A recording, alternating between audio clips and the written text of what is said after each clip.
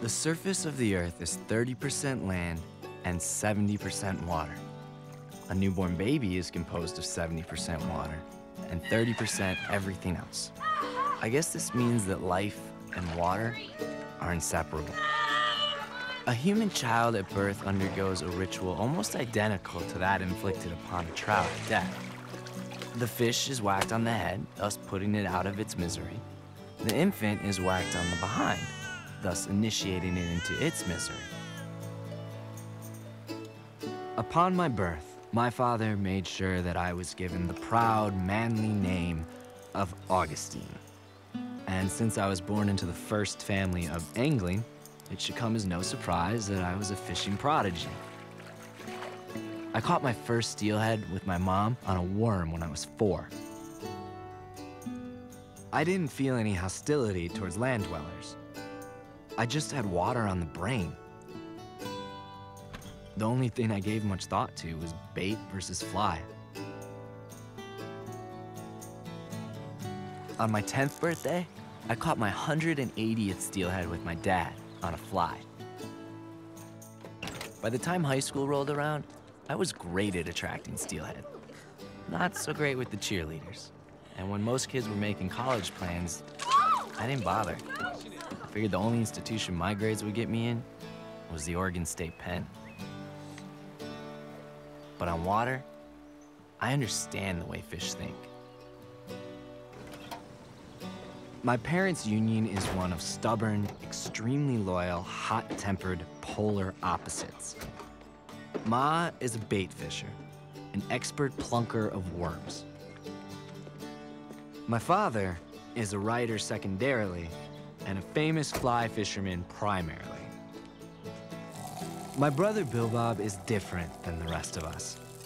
He was born with a prodigious ability to ignore all things aquatic, which to a massive extent implies his entire family. He hates water, won't even drink it. He wears galoshes and a hat almost every day just to stay clear of the stuff. Not that he doesn't need a little protection from other hazards now and then.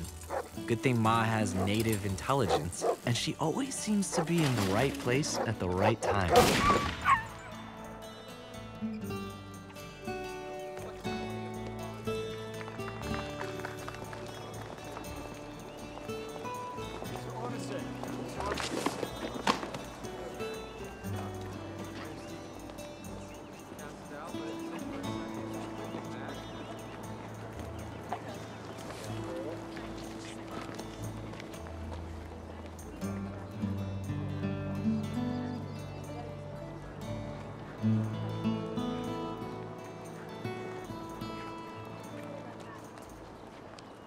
My father's battle with a giant steelhead he named Nijinsky was the stuff of legends.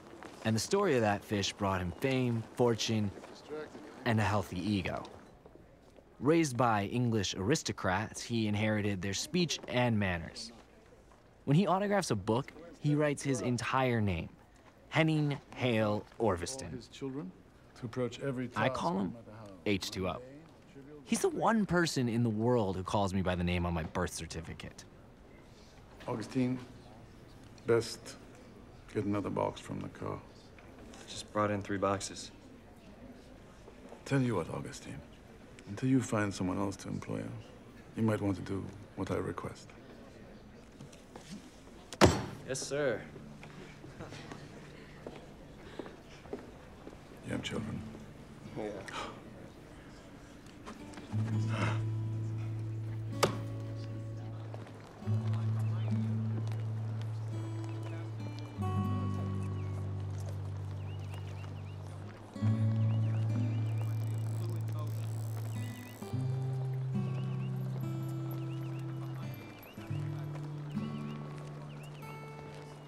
Before I take a few questions, let me conclude by saying I like to think of this legislation as the Worship the Waters Act. Yes, little lady?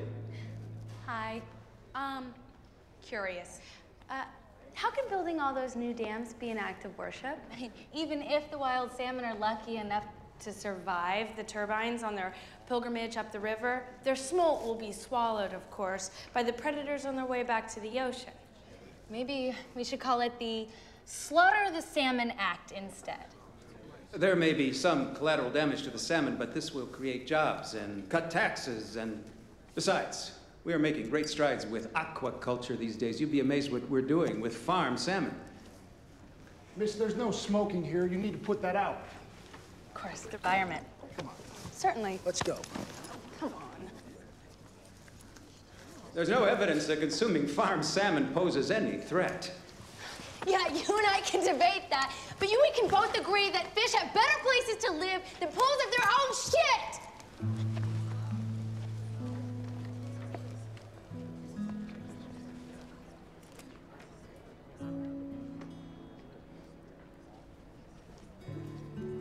Where are my books, Augustine? My name is Gus. Come. And none may come for days. Sorry.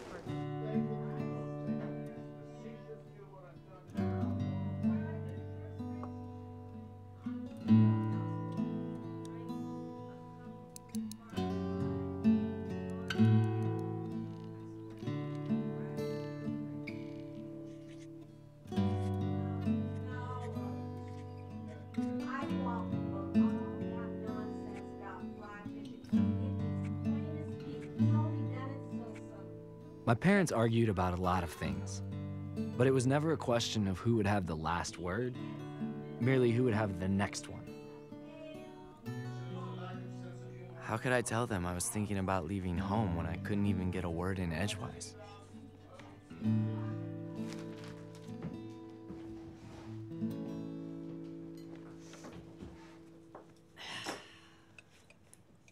So, Han, you ever been to Royal Lake? So I have. The brain cells recollecting it have been destroyed by this merciful beverage. So go ahead, Gusser. Tell them about that record bass you and Bill Bob pulled out of there that time. Augustine, you call yourself a fisherman? I call myself Gus. Well, Gus, why are you fishing for bass? Dutch Hines says Dutch Hines is an idiot. What does he know? Bass. Bass. It's been said that a man with a Bible is more dangerous than a man with a gun. Isaac Walton's The Complete Angler was my father's Bible. The king of fish, the trout. And since the time I was a toddler, I heard it quoted and misquoted daily. Via the fly rod, the most aesthetically perfect experience available to mortal. Don't break my book. What about your stupid book here? Come, let's kill them all. Then let's go find an honest alehouse where we may drink a cup of barley wine and rejoice together. Completely mistaken him. I You've taken his facetious humor and turned it into a moral condemnation. First grade teacher for years. Shows a lack of sense of humor on your part. The I trout won't is look all that a fish, big up flatfish. Just highly don't valued, mix both them. in this and foreign nations. As the old poet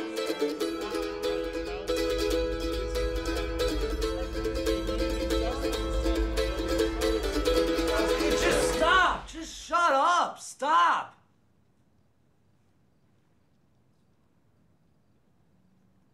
What would you think of me if I didn't fly fish?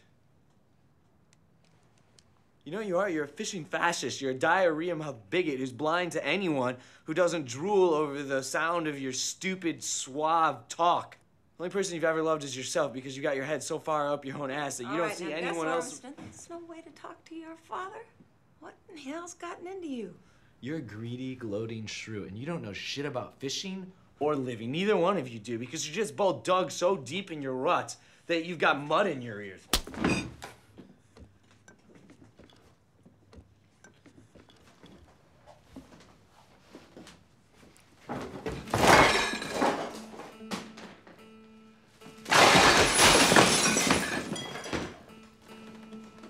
I gotta get out of here. See this? No, not Nijinsky. This is the source of all your bullshit. Nijinsky was an honored part of our family since before I was even born. And even though his body was stuck over the living room mantle, his spirit haunted every corner of my life. What can you say after you've spontaneously cremated your parents' prized fish in the fireplace? The only thing that came to my mind was goodbye.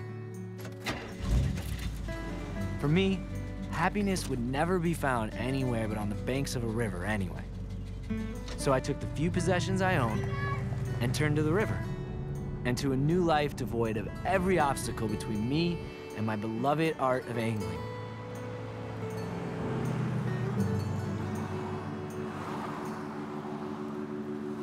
I will ask you plain, 'cause I just have one way to speak. Help to make me strong, because this world's made me weak. I remember when I started out, there wasn't anything. Any man or any country, any code or any king that ever kept me from my calling. No, also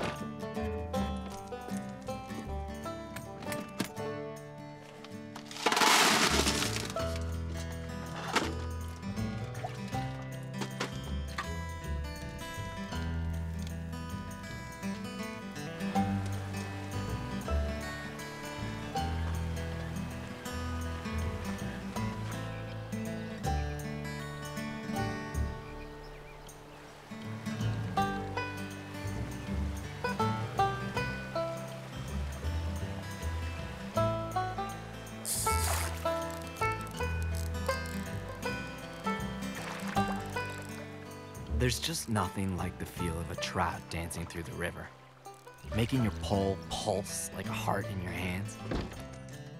It does to your hands what dreams of eternity do to your heart. And yet, I killed the trout.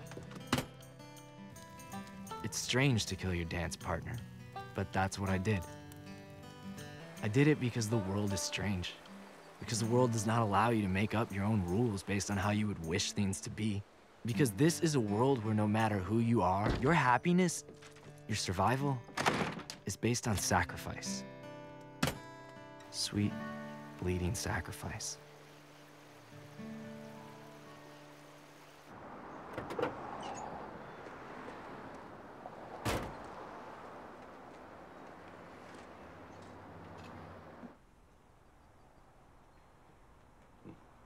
Nice work, son. Very nice. How many you got? About 100. I'll take them all. Great. Hey! Stop! Hey! Howdy there. Howdy. Hi, my name's Kearney. And this is Bernie and Marlene and Charlene and Darlene. And this one right here is Ernie. Except we call him Hemingway for short, you know. I'm Gus. Oh, yeah? Yeah, we know. You live right up there upstream, there by the Reef Forest. Hey, maybe do you guys want some fish, smoked fish? I got some. No, don't grab. Well, while you guys pick at that, I'm gonna move on down the road. Oh, wait, no. We got some stuff for you. Just wait right here.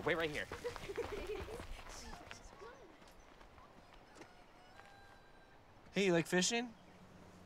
If you ever want a lesson or anything, you know, you can just come by my cabin. Here you go. Oh, whoa. What? These are brand new, so they'll be really good. Wow, thank you. Okay, wow. Oh. Hello. There you go. Wow. This is really, I No, it's good. It's great. Good. You're fine. Hi, I'm Gus. I know. Thank you. Thank you. Nice meeting you.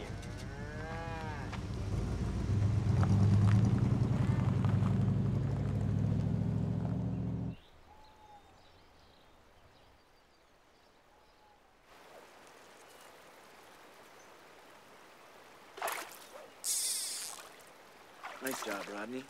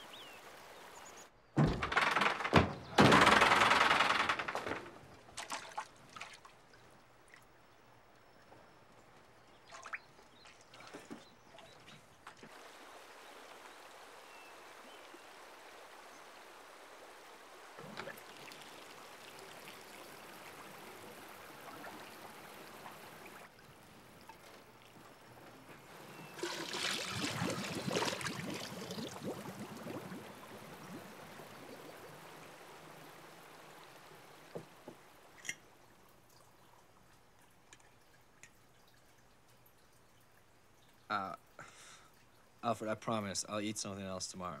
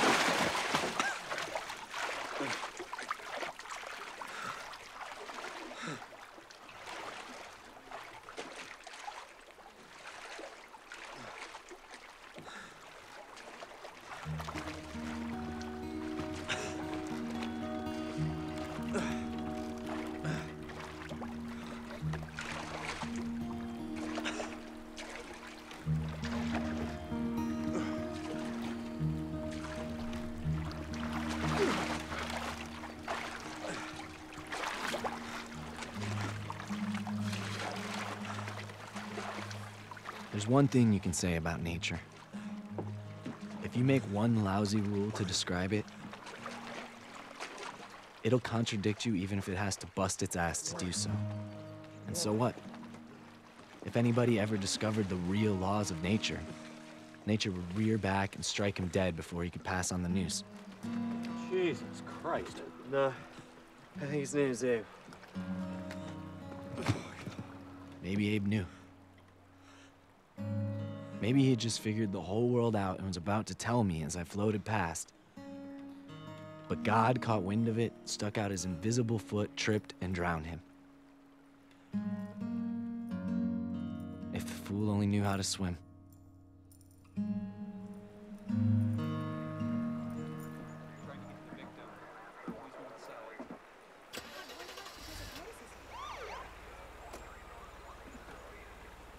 Easy, friend. Let's see if we can thaw you out.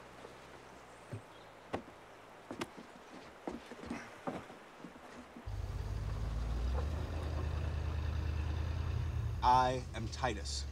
Titus Irving Gerard, at your service. Nice to meet you. I...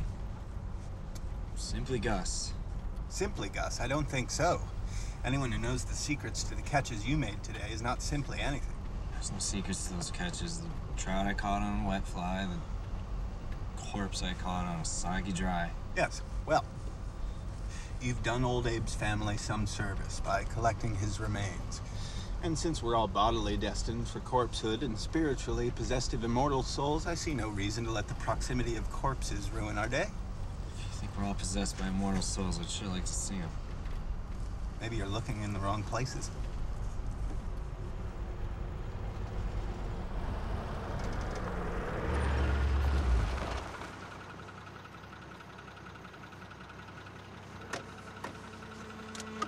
For clear vision.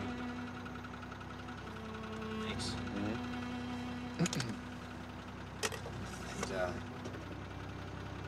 Thanks for the ride.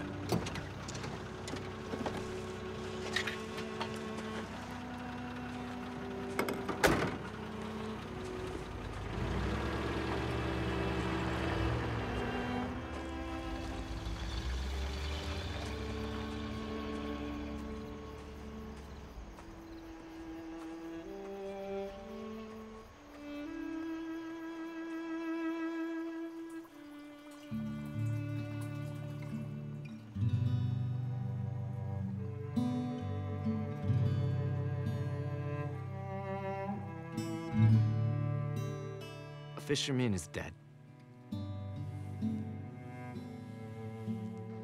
Everyone I know will one day be dead. What can I do about it? Death is the most natural thing there is, and we all have a knack for it. The only question is when we'll master it. Doesn't matter what we do or what we don't do. This is no passing thought. It's a gnawing emptiness more real than the cold.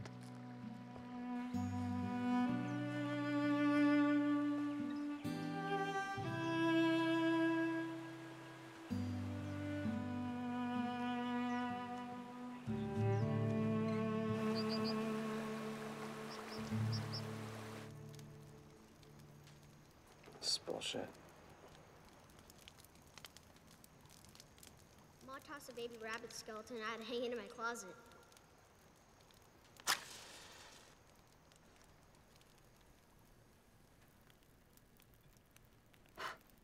That's a nice Treefy.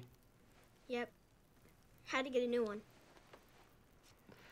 Whatever helps you sleep, Bill Bob. Gussie, Bill Bob? I thought it might make you feel better to explain that you've got a garden angel. You mean guardian angel? Nah. See, you think you're alone, but you're not. You've got a garden angel. That's your twin. It's called a guardian angel. No, I'm talking about garden angel. It's like your shadow.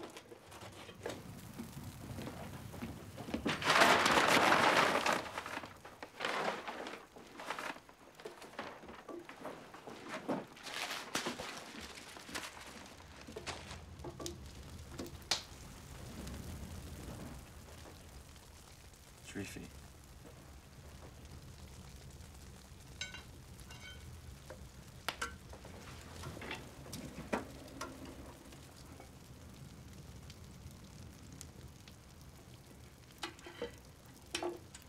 Garden angel. Gussie, garden angels come from the ground, like carrots. When they first come out of the ground into the garden world, they're very old, or hurt, or sick. And the longer the angels live there, the younger and smaller they grow, and happier and friendlier they get. When they get little, they disappear out of the garden world and into our world. And we trade places. Wait, what?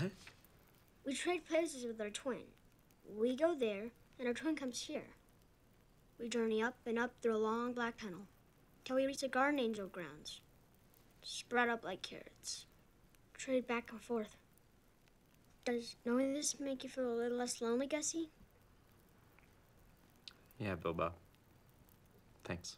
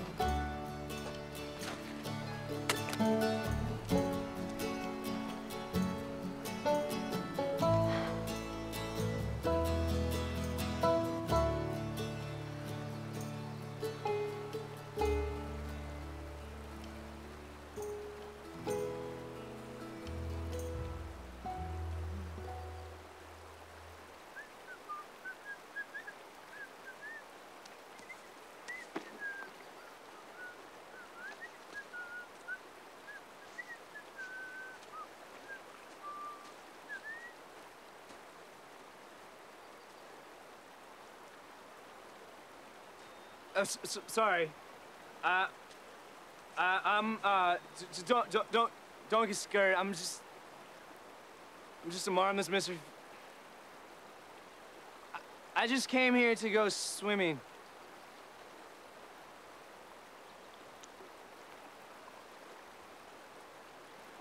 Well, yeah, I know. Good out. Good luck. Bye.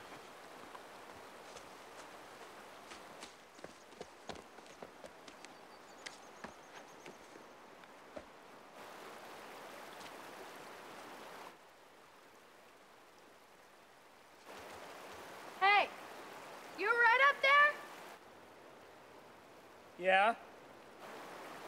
Well, are you hurt? No. Can you get down? No. Why not? 'Cause? All right, mummy mouth. That's all you got for me. Good luck. No, don't go. Why not? No life, good scholar. No life so happy and so pleasant as the life of a well-governed angler. So we may say that God never did make a more calm, quiet, innocent recreation than angling.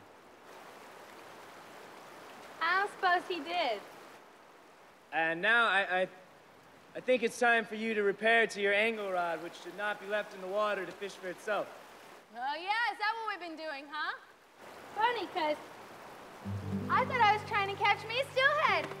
And you, what are you doing here? I am a fisherman, but I only came here to swim. You're a fisherman. Where's your gear? My gear's at home on the Tamanawas. But let us say grace and fall to breakfast. What say you, scholar? You can say grace all you want, just don't fall to breakfast, please. Why not? Because I'm gonna break your neck before I figure out that lingo of yours. It's Zizek Waltley. I mean, Zysek Walters. Oh. Isaac Walton? Yes. And what is your name? Cromie Gust. What's your name? Eddie. Just Eddie. Nice to meet you. Eddie, like the swirls in the river waddle. I wish. No. Eddie like my dad Edwin. You got a bite.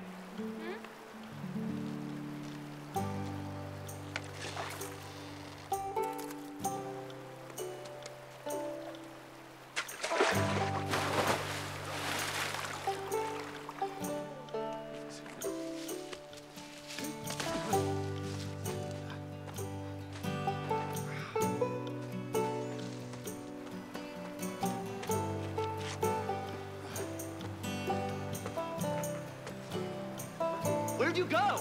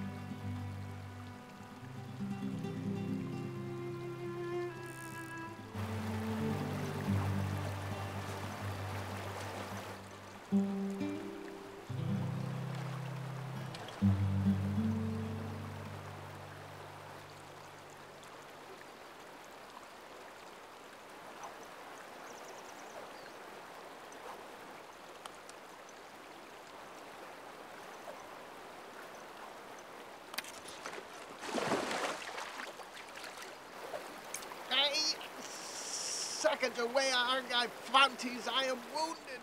Titus?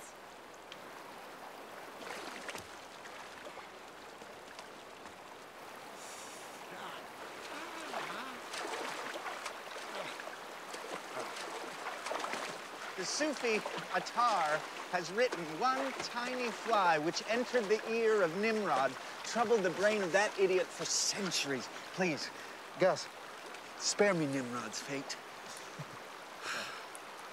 It's hopeless. I'll never catch one of those beautiful trout. Whoops. You just used one of the 2 words that should be deleted from every true fisherman's vocabulary. Hopeless? No, always and never. How's it feel? Eerie, thanks. Don't mention it. Consider it de-mentioned. What's that? It's a long, dull story. If I'm not mistaken, I've seen that look before. Is there a woman in this? Twice she slipped away now. She's uncatchable. Uncatchable as in never? She's not a fish, Titus. Maybe not, but it certainly sounds to me like you're telling the story of the one that got away. To live the rest of my life without ever seeing the beautiful Fisher girl again, that's a pretty miserable prospect. Well, guess there's nothing left to do but just drink till I die. I'll admit, there is no cure for a soul in your condition, but there are 3 consolations. Okay. One is hope. You may find her again. Yeah, fair chance. Gus, if she's as beautiful as you say she is. She's twice as beautiful as I say she is. She knows your name. She knows the river. She may find you. Yeah, we may grow wings. We might. Okay. What are these other 2 consolations? Well, you've already put down a healthy dose of the second. The third, however, requires more aptitude. What kind of aptitudes? Philosophical aptitude. Titus, I know how to philosophize as well as you know how to fly cast. I think you should get plowed tonight, and tomorrow we begin philosophizing. I just told you I don't know how to philosophize. Well, and I don't know how to fish. Okay. So we teach each other. What have I got to lose? Your unhappiness. Yeah, right.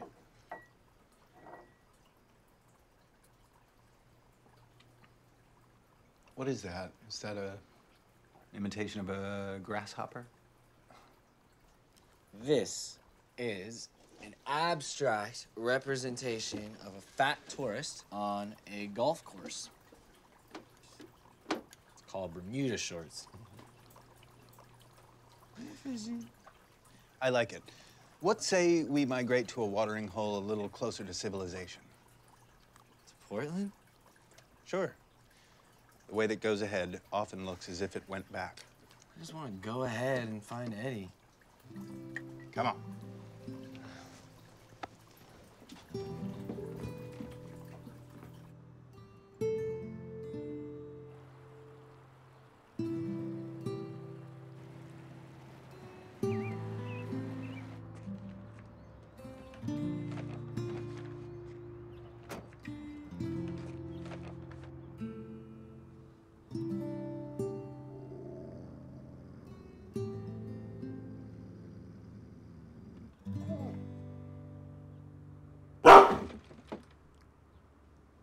Titus? Titus! Yes? Ah. Is your dog? Yes. Well, he's kind of staring at me. So? Does he bite? Can I move, or why won't he just go away? He doesn't bite without cause, but you should move. You're in Descartes' chair. Just easy there, buddy. I'm just gonna move over to the couch, and then Descartes' silly chair will be all fine. Titus? The dog's in Descartes' chair now, and he's rocking. Should I tell him to get down? No, you shouldn't. The dog is Descartes. Oh. Wow. This is amazing. How did you teach him to rock a chair like that? Don't make a stew about it, Gus. You'll only confuse him. Descartes' immediate goal is humanity, as surely as ours is divinity. What? Sorry, I guess I'm just from the Orthodox school, you know? Fido, rover, fetch, roll over. Well, Gus, Are you ready to fish? Fish for what? For happiness. And where do you fish for that? You believe that stuff? I'm not saying, Gus. I believe in the rivers of living water. I believe our souls swim in that water. I believe that Jesus, Buddha, Krishna, Muhammad are the saver in that water. Wish I believed that. And why don't you? Bait or fly? Fried or scrambled? Jesus or Muhammad? I mean, does it really make any difference? Does it really matter? Where are all these sages and Buddhas holding up now when we really need them? Well, would you know one if you met one? Come on, Titus. Even Isaac Walton talks about the goodness of the God of nature. I've never seen him, and I've fished in 10 states. Whoever, whatever, wherever he is or isn't, if he really wants me to notice him, maybe he should stop being so scarce. All right, why can't a duffer like me catch a fish? Isn't the answer obvious? Isn't it because, at my present level of skill, the fish would have to be so damn dumb and utterly unelusive as to be not worth catching? And how much more elusive should a thing as wondrous as a soul be? Fishermen should be the easiest of men to convince to search for their souls because fishing is nothing but the pursuit of the elusive. How can you be so patient in searching for fish and so hasty to write off your soul because you can't see it?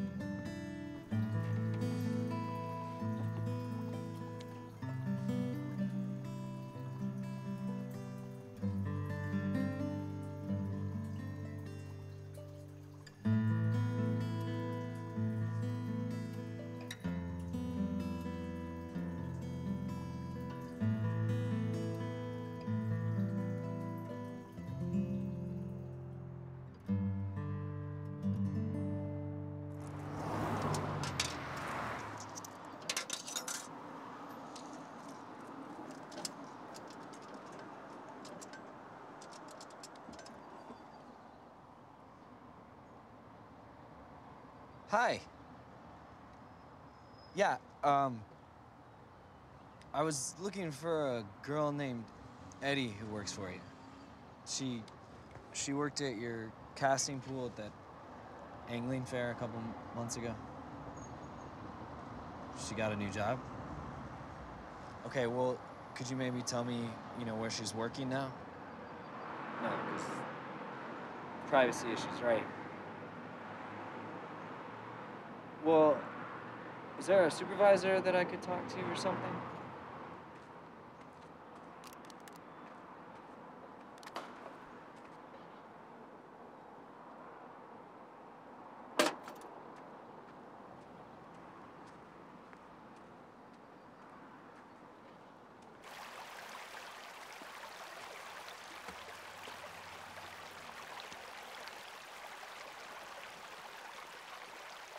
You must be the only living thing left in here.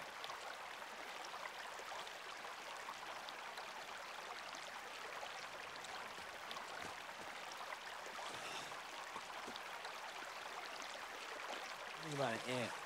Sound good?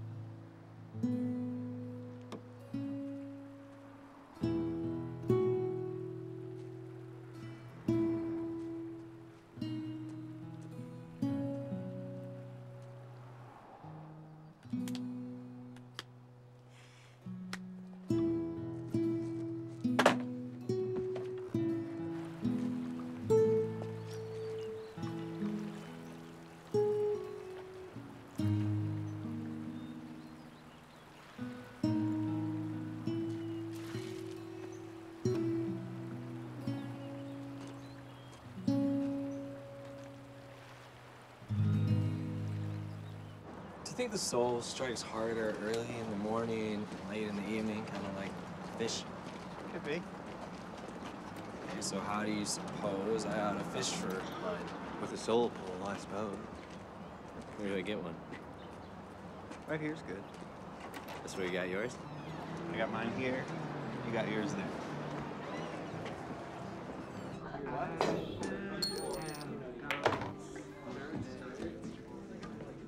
Still can't figure out where the soul pole is. Shall I show you? Can you? I can by analogy, but you'll have to answer a few questions first. Fire away. All right. Where is Rodney, your trusty fishing rod, right now? At this moment, he is hanging on my cabin wall. Who made Rodney from an indistinguishable blank into the singing rod he is today? I did. Yes. And who controls his destiny? Decides when he'll hang on the wall, or ride in the back of the pickup truck, or cast for trout? And who will, one day, decide he's worn out and consign him to a funeral pyre? I will. Excellent. Can you get me a couple of cues? Yeah, 2 of them. Now, who do you suppose created you into the living fisherman you are today? I wish I knew. Excellent. And who controls your destiny? Wish I knew that too. Very good. And who will one day consign your body to a wormy grave? Man, I wish I knew that too. Perfect. Why is that perfect? All I'm saying is, I wish I knew. Come on, don't you want me to say, God does it, or my soul does it? Gus, I'm a philosopher. I'm not an evangelist. It's the I wish I knew that is crucial. I mean, to say God did it and then just leave it at that, that's to abandon the search before it's even begun. Believe me, no one's ever discovered any truth by barfing up Sunday school answers to questions. Now, you and I agreed, did we not, that Rodney is oblivious to everything save some weight and varnish. We did. Therefore, does it follow that he is just as oblivious to Gus, even though Gus is his maker, even though Gus controls his destiny, even though Gus is, let's go ahead and call it, Gus is his essence? Yes, it follows. Then, therefore, is it possible that maybe you and I are just as oblivious to the presence of a creator, just as oblivious to a controller of destiny, just as oblivious to our essence, an essence that wields you and I even more deftly than you wield Rodney? Sure, it's possible. Well, there you have it. Rodney is to Gus as Gus is to his essence. You name the essence soul, and you, sir, have your soul pole. Me. So no matter how hopelessly stupid I am in comparison to my essence or my soul, I still have a profound purpose. I like that, Titus. I like that. Thank you. I swiped it from Plotinus. Wait till I wake up. Wish something come interrupt the dream for much too long. I've lingered in.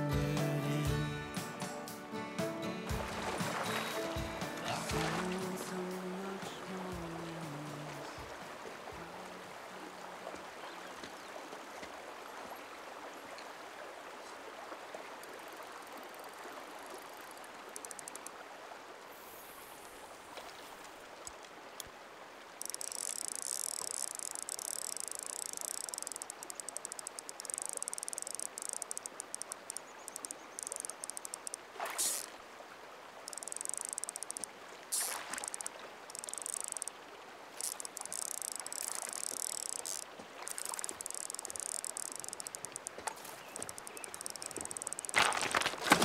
Hold on. Hang on to it. Easy. Easy. Don't force it. Don't force it. Easy, easy.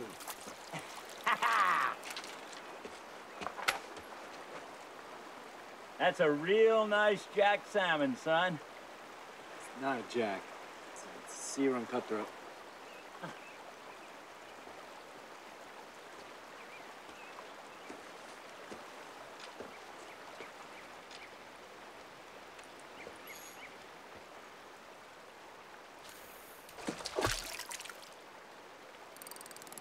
What are you doing? I'm getting skunked, goddammit. I've been fishing all day. I haven't even gotten a bounce. I'm plumb jinxed. Yeah, plumb done. What's that? Done. I got here early in the morning, narrow your strike. You come here in 10 seconds, zabba-dabba-doo. You land a nice jack.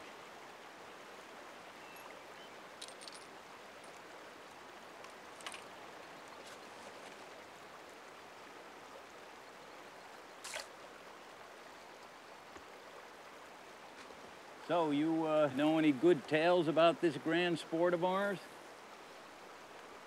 Yeah. So what do you know? If you want to catch a blueback, you're gonna need some lighter gear. You have any with you? I guess we can both use my rod. Ah, now you're talking. Oh, God damn it! I am sorry. I am okay. sorry. It's really fine. Oh, that's fine. Just, how about you just stay up here. Hold on to that. I'm gonna make us something up. Okay.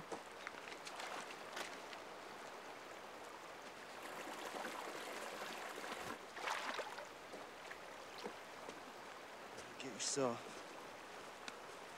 a little night crawler there. Some clay right there. Just roll it up like that and smooth it out. What's that invention called?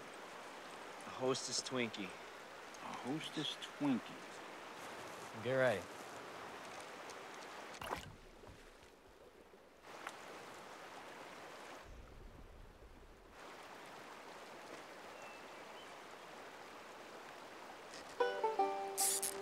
I got one. I got it. I got it. Don't lose it. I got it. I got it.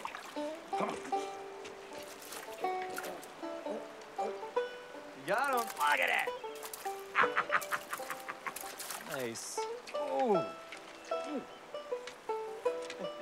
What do you say, 18 inches? Oh, you tell people that's 24. Love it. Hey, I gotta rush back to town and write this up for tomorrow's paper. For, tomorrow's what?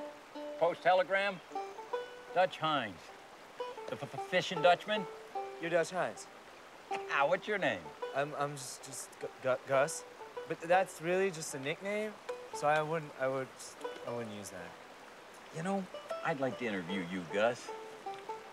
Haven't had a better day's fishing since I lost 9 steelhead one morning on the Kilchis. 2 winters ago, I was fishing with Fuzz Gramsey. Yeah, I remember that trip. You wrote about it 12 times. Yeah. So, you want to do an interview? Can I have 1 second? Sure.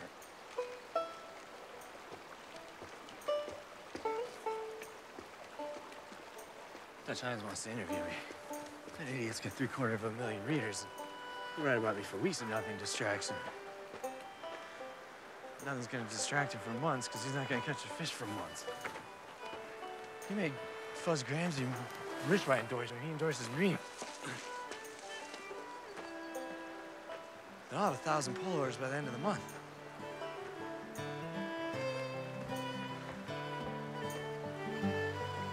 Well, what do you say? You want to do an interview? Listen to this, Caroline.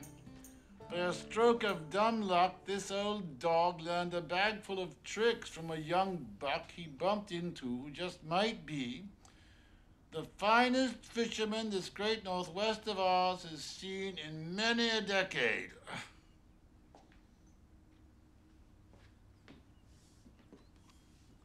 friends call him Gus.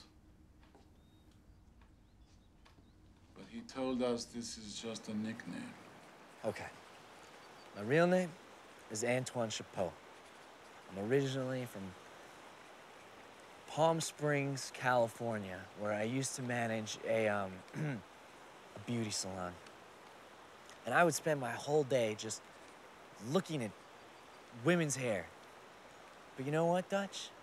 I thought I was going crazy because I'd be looking at some woman's hair and I'd be imagining 5-pound tippets or algae or something, 3-pound liters, it doesn't matter. Everything reminded me of the river. So finally I said, you know what, Antoine, this can't be healthy. So I pulled up the stakes, I moved to Oregon, and I just started fishing. All day, every day, fishing. And fish he does. With a passion and skill he claims he acquired using a fly rod out in the deserts around Palm Springs. This dry fishing, as he calls it, is what taught him both the incredible patience and the shamanistic approach to the sport that characterizes him today.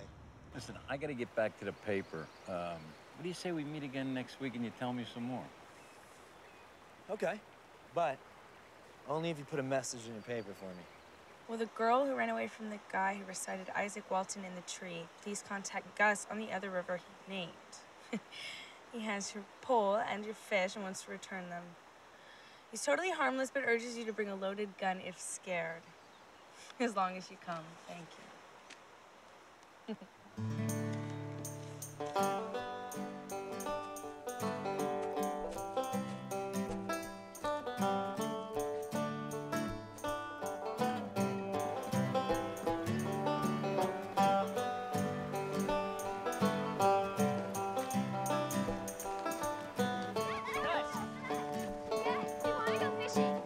It's time for another lesson. Yes, can we do it another time? I just don't really feel like it. Fishing! Fishing! Fishing! Fishing! Let's go fishing. Fishing! Fishing! Let's go. Right over there on the dock.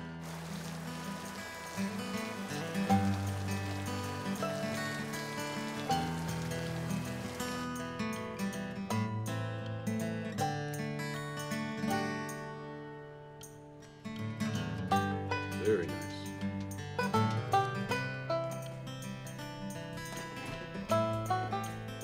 Hey, Kevin, stop!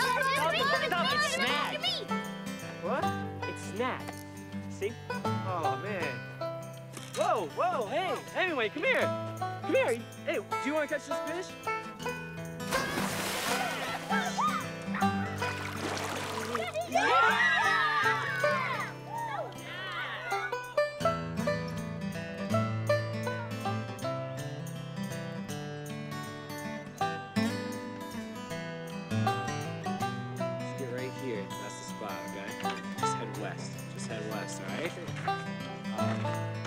Good luck. I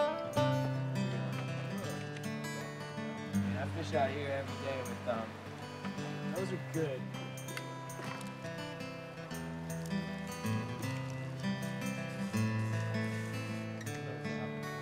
How's it going?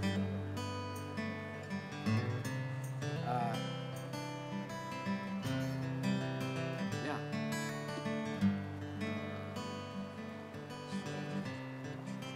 Good luck.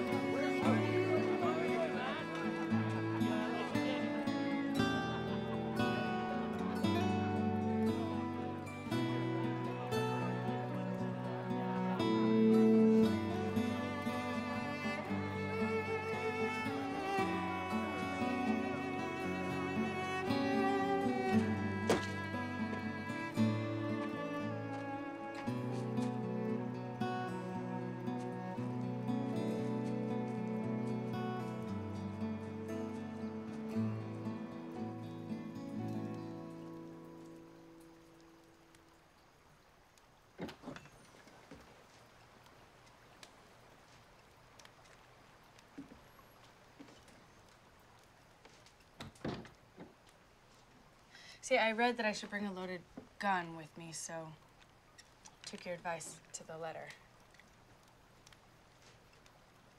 Believe you have my pole? Right.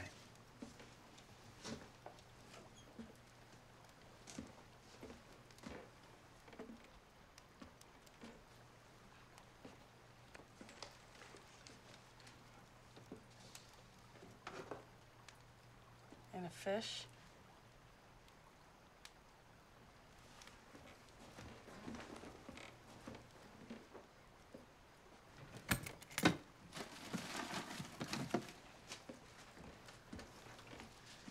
Wait, I get the pole and the fish, but what's this? The belly reel goes with the pole.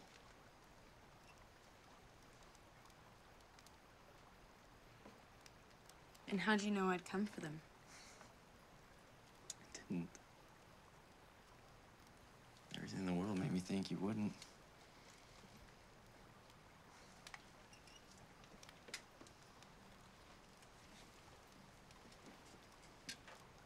There is something I should tell you about that day. I never ran. I never ran away. I was barefoot. So I hid in the woods and I saw you climb above that pole where I hooked the steelhead. And then I stepped on an orange and this. See, when you came crashing along, you came from upstream. And the orange, and this telescope were downstream. Now, I mean, come on, it doesn't take Sherlock frickin' Holmes to deduce. Okay. Just give me, just listen to me for a second. Spying on me while I was. Okay. Oh wait. Hold no. While I was. Wait. Hold on. Just give me a second. Okay. Okay. I admit that is my telescope, and I'm sorry that I was spying on you, but really, I was just wandering around looking for a place to swim, and then there was you. This beautiful girl, and you were fishing in the here goes nothing way you chucked that hazel pole into the water, and the way you dove in and swam after it. I just knew that you had some way of looking at things, some way of looking at life and the world, which is exactly the way of looking at things that I've been trying to look at things. In my whole life, I've only met 2 people who have ever looked at things any way close to that way, and that was my little brother and a philosopher who talks to his dog. And with both of them, it was love at first sight, too.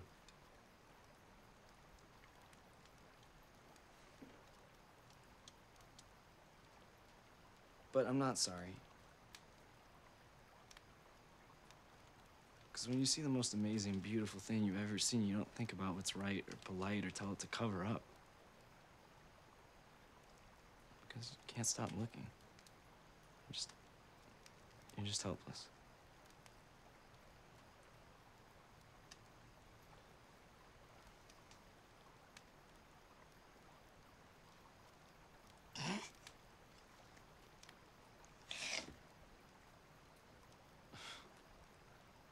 What's so funny? I'm sorry. You in a tree, spouting off stuff like, oh, good scholar, and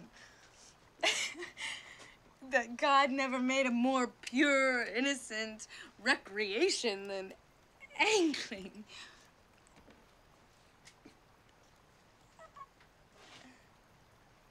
I like that, Gus. Can I ask you a question? Yeah. What are you doing here? Well, it's my cabin. Shouldn't I be asking you that? No. not here. Here. I'm here.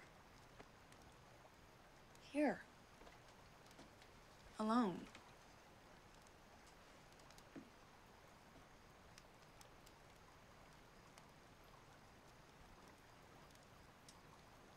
Fishing? What are you doing here?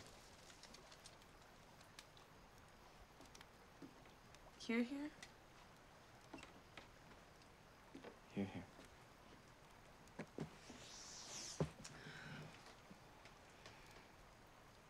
Fishing. You know I saw you in Portland. You did? Where? I saw you rescue that trout from that filthy creek. I guess you could say it made me curious. So I drove up here to see what I could see.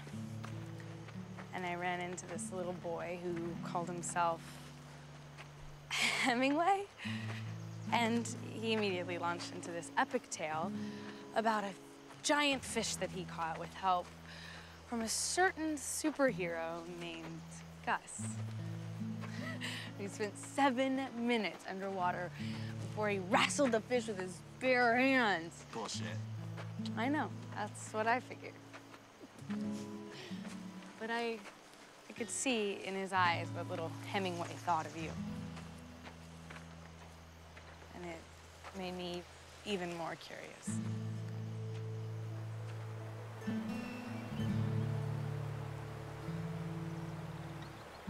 You know, I must have read that Fishing Dutchman's article like 8,000 times.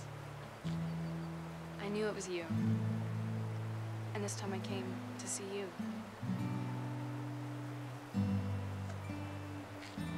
And you know what happened next? Yeah? You do. Yeah?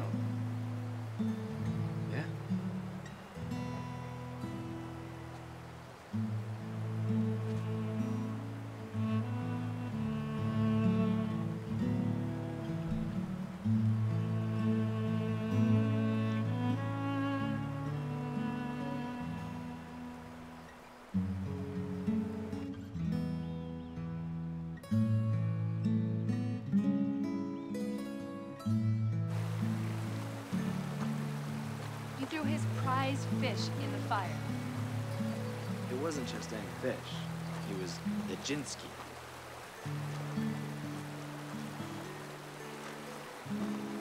That went over real well, I'm sure.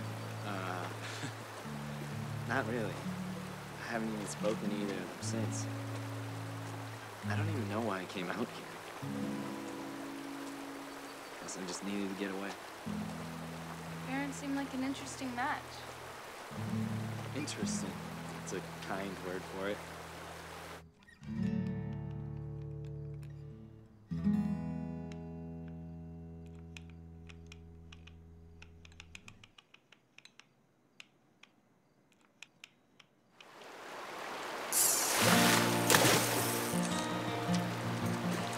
Bravo, Nijinsky.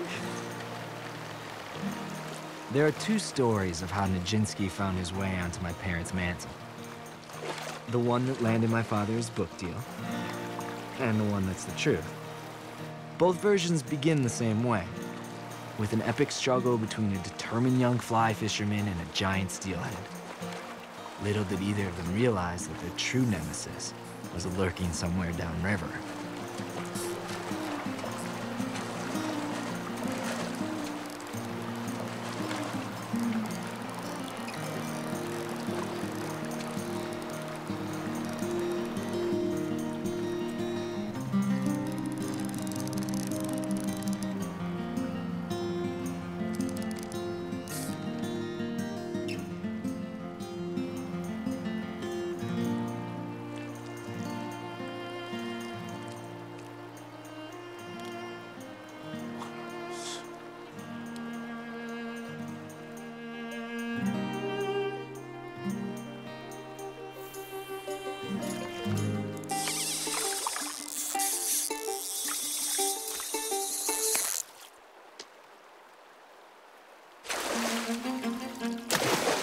It was my father's worst nightmare. A mere plunker of worms had cost him his prize Nijinsky. Whoever this crude interloper was, he would have to be dealt with. You man to man. had best refrain from that blow and defend yourself, because one of us is going in that river in search of my fish. So be it, Slicker. But I guarantee goddamn to you, it ain't gonna be me. Come on, and fight me. Come on and fight me. Come on.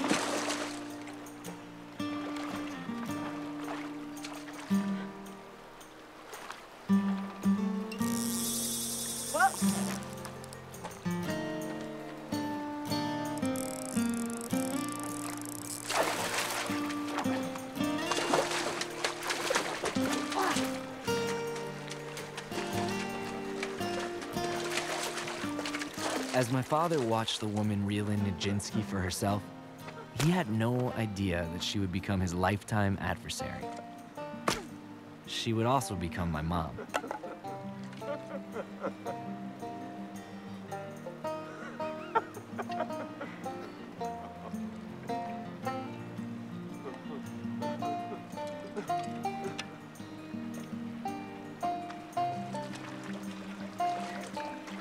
Looks like you could use a little warming up.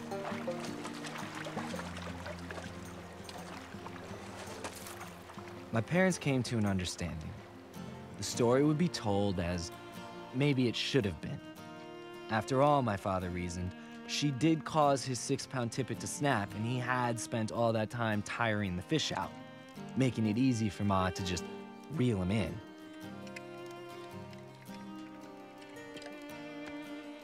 So the deal was sealed. H2O would have his story.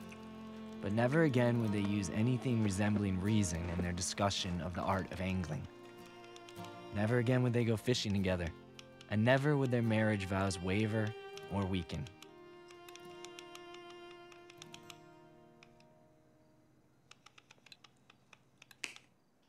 Dad.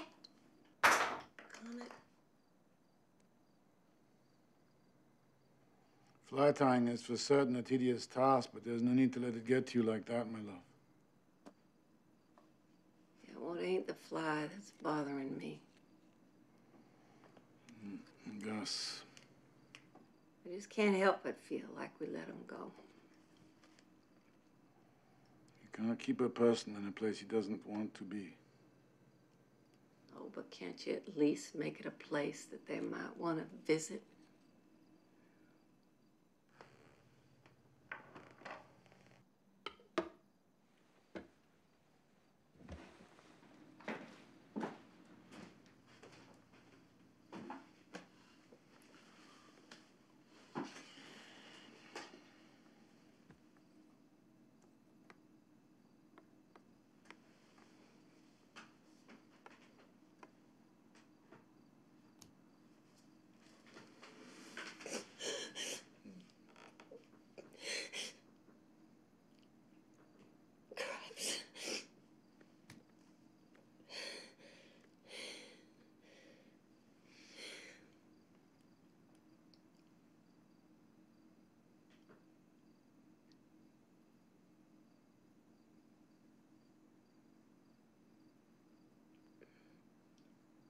And the other one.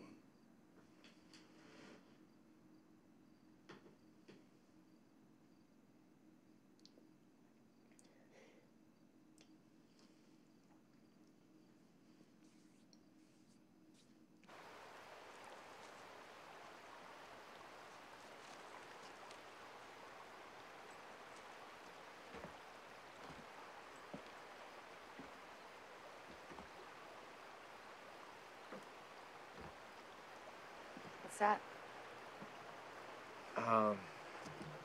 It's today's Dreefy. What'd you say?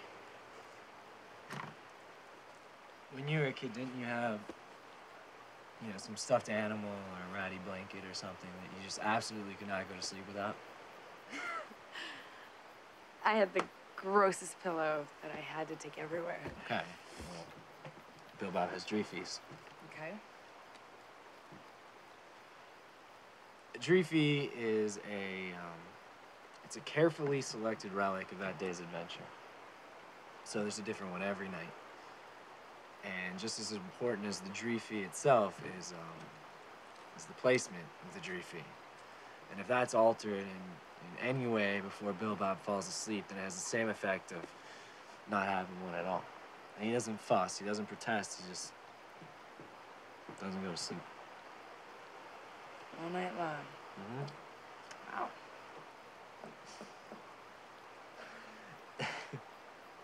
There was one time that the Dreefy was it was a dried up dog turd. And it had been bleached white by, you know, the sun and the elements, and it was shaped exactly like a tiny sleeping polar bear.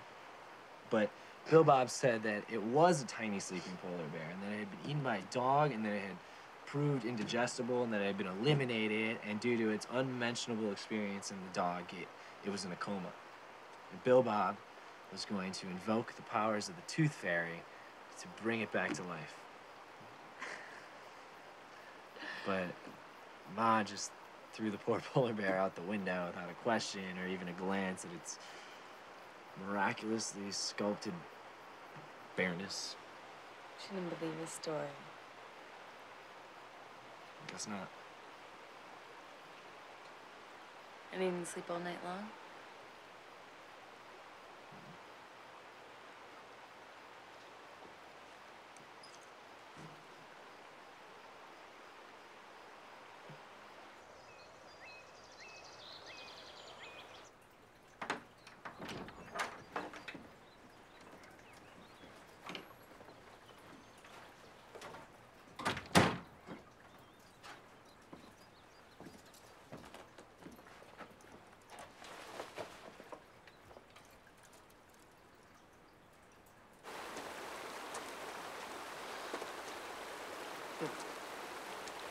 Here we go. Where are we going? Well, I'm going to Portland tonight. And you? You're staying here. Come on. Come on what? What's the lightest leader you got? 3 pound? All right. Hand me the rod. Tie it off and bait it. Come on. Will it mess up your plan if I ask what exactly you're doing? I'm fishing. You do realize there's nothing but Chinook in the water right now, don't you? I know that. Well, those can weigh 50 pounds. I know. So, even if it were possible to hook a Chinook on that leader without breaking it, you couldn't land him even if you played him all night.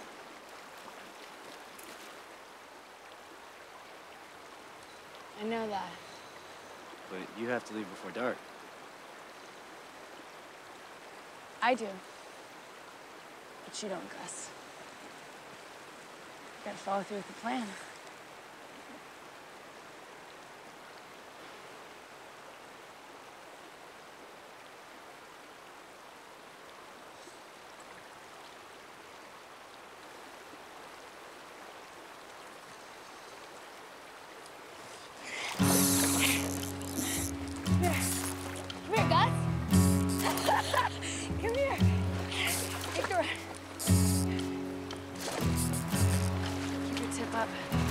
Don't fight it.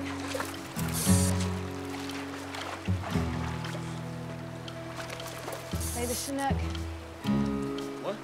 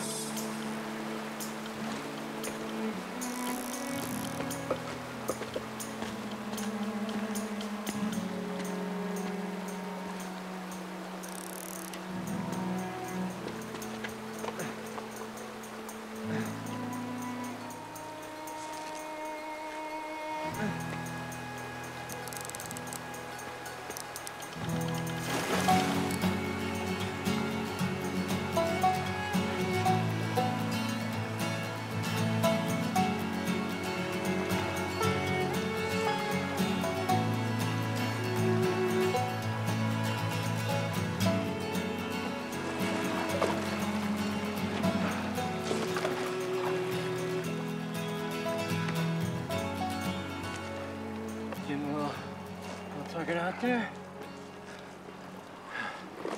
Me too.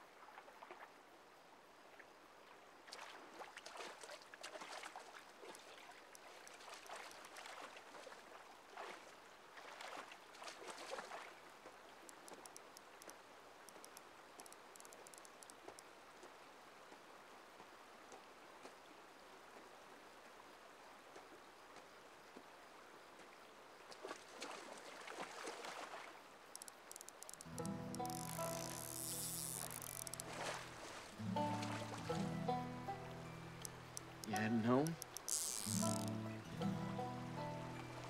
I thought you might be a girl.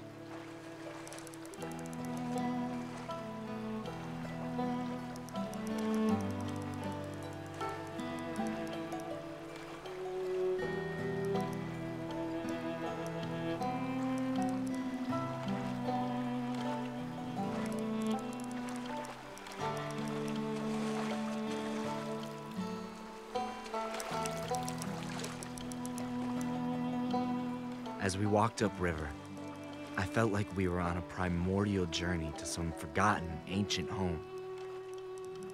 The fisherman in me was being unmade. With so light a line, there could be no question of ever bringing this great fish to bay. So there would be no betrayal, no struggle, no sacrifice, no death. There was only a Chinook leading an undone fisherman deeper into the night.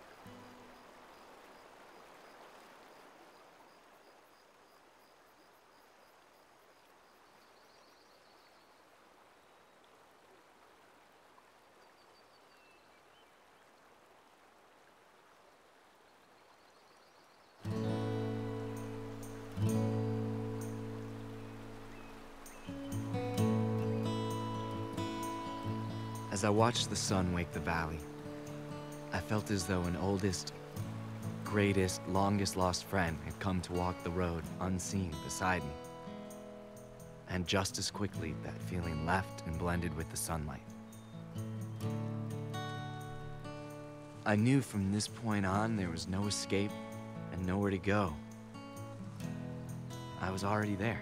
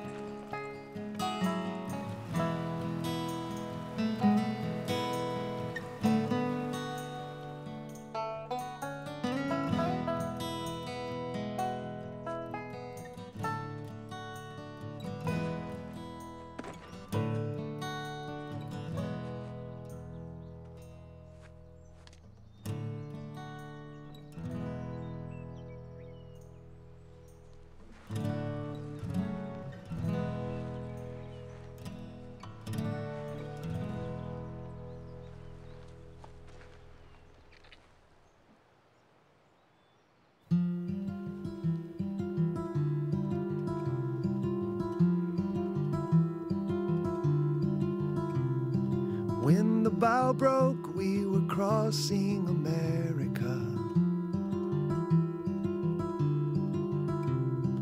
You with your stories and me hanging on. Your hands on the wheel and your hair out the window.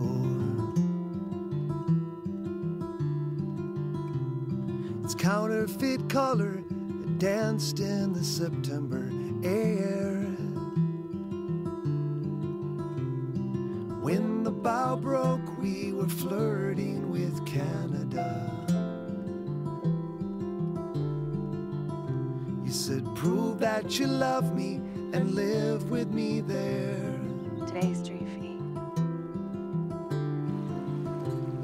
And leave all the frivolous back in America.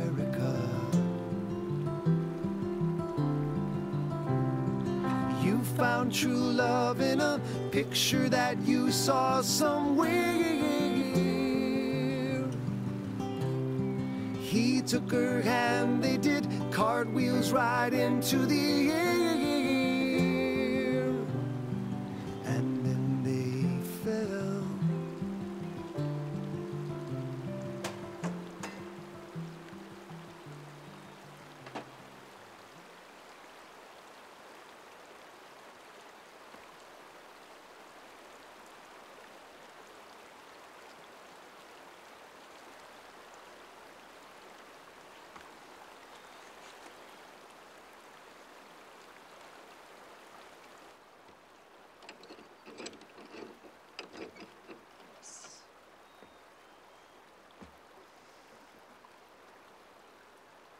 Eddie!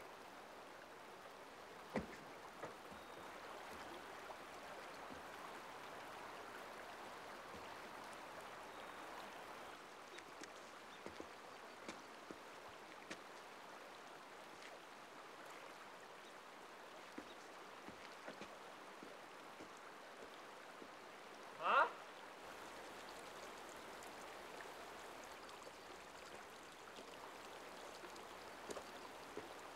What are you doing here? I'm fishing with Eddie.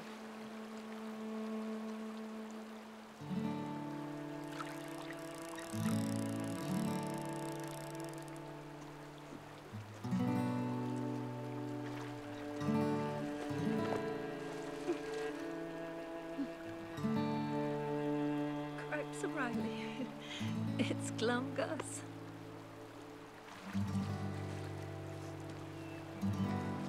His name is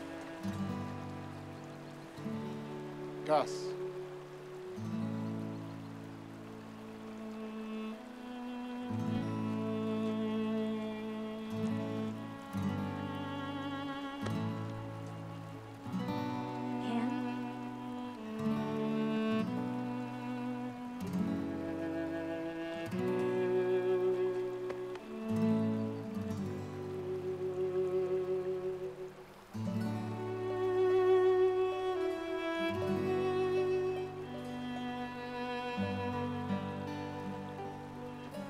People often don't know what they're talking about.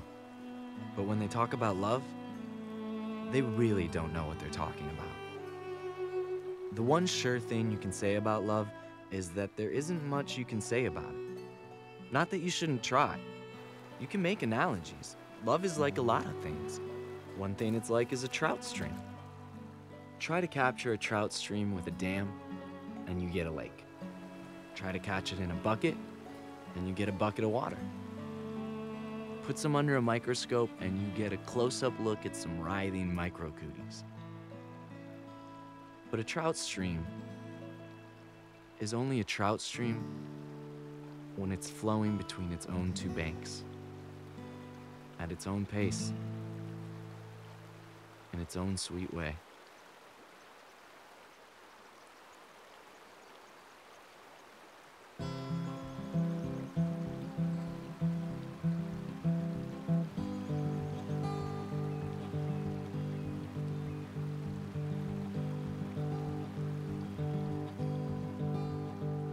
Run, run, river, carry me to my home.